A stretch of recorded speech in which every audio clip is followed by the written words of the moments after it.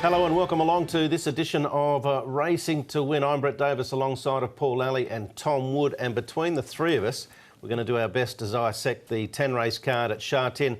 It's a Saturday afternoon card and the feature is the Chevalier Cup, and it looks a ripper, Tom. Certainly is. So we've got Champions Way going around in the race. He was disappointing first up, but Regan Bayliss jumps back on board. He's had success aboard the horse before. Nothing I Like More further down a Harmony Victory. A race that was won last year by Simply Brilliant, who went on to win the January Cup. Rise High came through that. He was placed and Ratton wasn't far away. Of course, Simply Brilliant will be running on International Day, all being equal, in a few weeks' time. He ran well last week too, and Paul, a new wave of new horses arrives again. There's a whole heap of them debuting tomorrow. Yeah, definitely. Quite a lot in the first too, so I have a good look at that there for you as well. There's no jackpots to speak of as such, but it's a Saturday meeting. We sometimes get a few rough results on a Saturday. Yeah. I don't know just the way it works out, but I think everyone's bank is going to be golden 60 in the last. Yeah, jackpots can sometimes evolve out of these meetings going forward, can't they? Let's have a look at the information for the card. We're expecting a bright sunny day with around about a 24-degree temperature. And 8 races on the turf, the rail in the C position, and 2 on the all-weather. Chevalier Aluminium, engineering handicap is the first class 4 1200 metres. And here is the lineup. Paul mentioned there's quite a few debutants here. Winning Feeling drops in class blinkers first time. The newcomers Fantasy, Good Shot, Encanto Prepared, Power King, Sparkling Star and Treasure Chest. No Regrets at All's had a couple of runs, so too has One to Win. Old Bulb Elite, the 6-year-old, searching for his first win at start 22, and the speed in the race is from Nice Fandango down the bottom, Gate 3 and Jack Wong. Now, Best for You and Nice Fandango, 2 well-exposed gallopers, pretty well exposed anyway, are the horses to and fro from Chun Fa. Now, we know Nice Fandango's got plenty of speed, Tom. We do. He's got plenty of it, and he's got Jack Wong claiming 3 from the gate number of 3 this time round, so he'll be forward. You've got a horse like Fantasy who's shown, I think, some good enough pace in his trials. Treasure Chest, he's shown some pace, so maybe from gate number 11 they might try and push on with him. Also, Good Shot's shown some pace, but he's out in gate number 12. It would be interesting to see how they ride him. Winning Feeling, One to Win, should get a nice run. I thought I'd show you some of the first starters. The first one's Good Shot. Now, he's the one at the back closest to us, but you can see he comes along 8 trigrams here at the end of the gallop, and it was a good piece, I thought, from him. Nice educational piece of work and not a bad time. And Encanto Prepared's only a little chap. He's 975 pounds. He's had 4 trials though to get him ready. And he hasn't gone too badly in some of them. I thought this gallop was okay, but you can see he's not the biggest horse around. And Encanto Prepared, believe it or not, is by Per Encanto. The next one we're going to look at. Out of Prepared. Yeah, there we go. Power King, the next one. You've enlightened us already at this stage of the show, Paul. I tell you, we're here to entertain. 3 trials there for Power King. He's had a leg issue as well. 1154 pounds for him. And what about Sizzling, Paul? 1321 pounds. He's a big boy of Fantasy, isn't he? He's, we've had a couple of those Sizzlings around. Fantasy, by Sizzling, yeah. By Sizzling, yeah. We've had a couple of them around, actually. He's another big boy. We had another first starter last week. It was over 1,300 pounds. Incredible or Invincible? Something along those lines. Invaluable. Invaluable. There you go. Invaluable. Race caller never forgets. No regrets at all. Now, he has made a slight impression at his second start as opposed to his debut.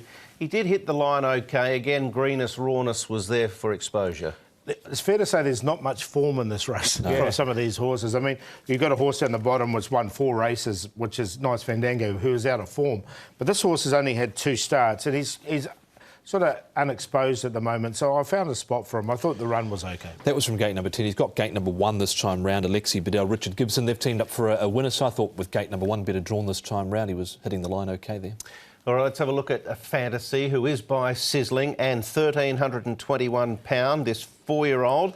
Trained by Danny Shum, who, of course, is 1 away from 600 career wins. He certainly is. He paid to 240,000 out of the NZB Ready to Run sale for this horse. He's related to a Group 3 and a listed place getter, so there's a little bit of breeding there with him. I thought the trials have been good enough. That was Be Ready who was able to win that trial, and Be Ready's come out and run not bad at his first run. So I thought there's plenty of merit in the trial. He's got some pace. Yeah, definitely has. Tongue tie will go on for his debut run as well. All right, Good Shot, who's by Swiss Ace.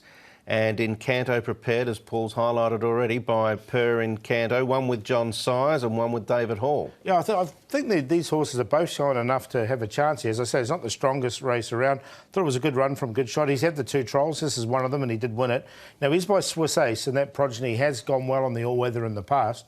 So I don't know if he's slightly flattered by the all-weather, but I thought the run from and Canada Prepared was okay, and blinkers will go on for his debut. All right, Power King is by Written Tycoon, a 4-year-old ISG. He's had a left front fracture back on the 9th of May, so he's been off the scene for a while due to a setback. This one's with Tony Cruz. 3.7 million out of the ISG sale. Hood tongue tie first time. He's related to a listed winner.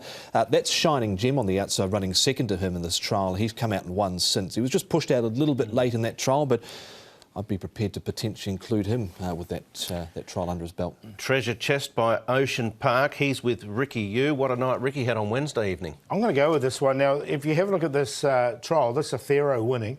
The horse that runs second in the trial was unraced here, but was called Surely Sacred, who was a group performer, and through the middle there, Treasure Chest. And I just thought with this trial, with not much form in the race, I'll take a chance with him. And as you mentioned, Brett, he's in good form, Ricky.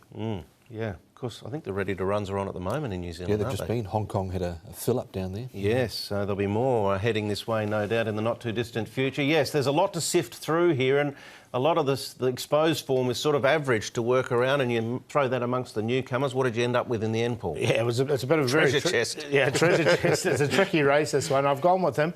Alex Lai. Now, he's teaming up with Ricky Yu, and that combination did team up on the weekend, on Wednesday night, so he's on top. He should be double figures, and he is at the moment.